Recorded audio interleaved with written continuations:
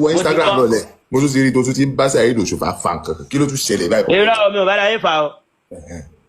ọlọ́run mo fọlọ́ bá ṣẹlẹ̀ rí bọ̀ ẹjẹ́ gbé dé bẹ́ẹ̀ ẹ̀ bó kọ́tọ́ máìdì mi ni nǹkan tí wọ́n bá ti pọ̀ jù lọ ó yẹ kí wọ́n máa mójú kó bẹ́ẹ̀.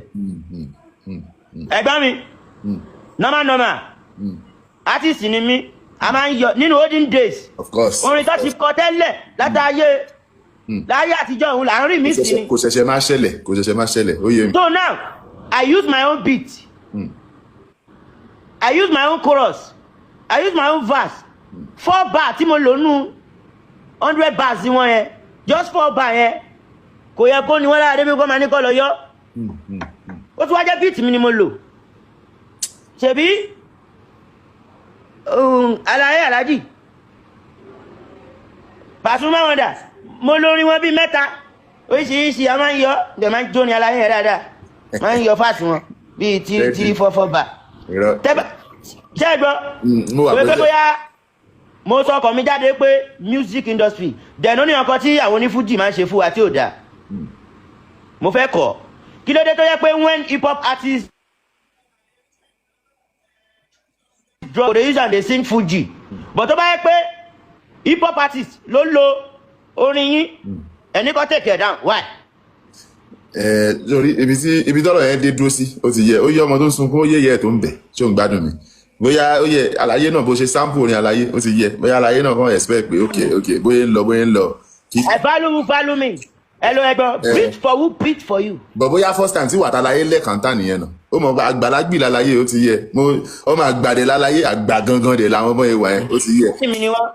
ẹ mọ ikùn lè pẹ́kun jẹ́. ó yẹ kó tiẹ̀ máa bá fà rárá ó ti get point mi ó ti yẹ. bó o bá wọn fà mọ́ sọkàn mi ni ẹ wọ ẹjẹ gbé débẹ̀ ọlọ́run rán mi sí wọn pé kì í sọ fún wọn pé kọ́ sọ fáwọn distributor wọn pé hàn gbọ́dọ̀ yọ orin mi o because ìgbà tó fẹ́ jẹ ni mò ń wá orin yẹn wà ní orin tí mo fi yáwó láti yẹ.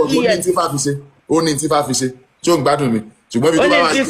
ẹ sọ fún alaye Saheed Osupa pé wọn gbọ́dọ̀ yọ pé ifá kan náà látẹ o ìlú mi láti tẹfá o ìlóbí láti tẹfá ọmọ ìlóbí ni mí ọmọ ìlóbí pọ́npẹ́lẹ́ lóbí ìwọ lọ yọjú sálàyé. fọ́dà mi mọ́mọ́ tọ́.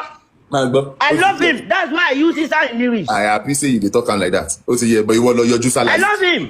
Ọ̀nà tó tọ́ nìyẹn, ó ti yẹ. Ọmọ Lálọ́mí ọmọ àgbà ni ẹ. Ìwọ lọ yọjú sálàyé. Kó o lọ dì má láyé pé kí ló ṣẹlẹ̀, kí ló dé gangan náà.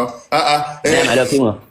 Ológo ni ló jẹ́ káwa náà yọ lára àgbẹ̀yìn jẹ́. Àyà mi jáde, ẹnu ara ẹ ló máa fi gbá ẹnu ara ẹ kalẹ̀. Tó bá jẹ́ pé mo sọ̀rọ̀ tó dẹ̀ má bínú, ó dẹ̀ ní kọ́ máa yọ mọ́.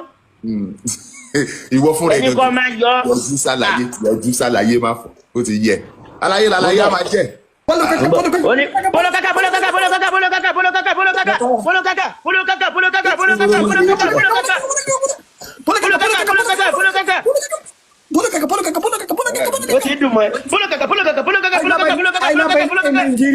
I love Nigeria, brother. I love Nigeria. I love you too. I love Nigeria. It's great people. I love Nigeria people. It's love. We love you too. We love you too. I love Nigeria. I love Nigeria.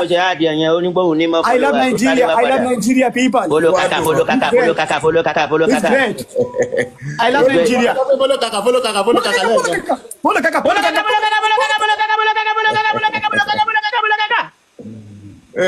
Jọ jáde má jẹ́ kó pàkúta sọ̀rọ̀ wa ibi tá a sọ̀rọ̀ yẹn lọ ó ṣe pàtàkì. I love Nigeria. I love Nigeria.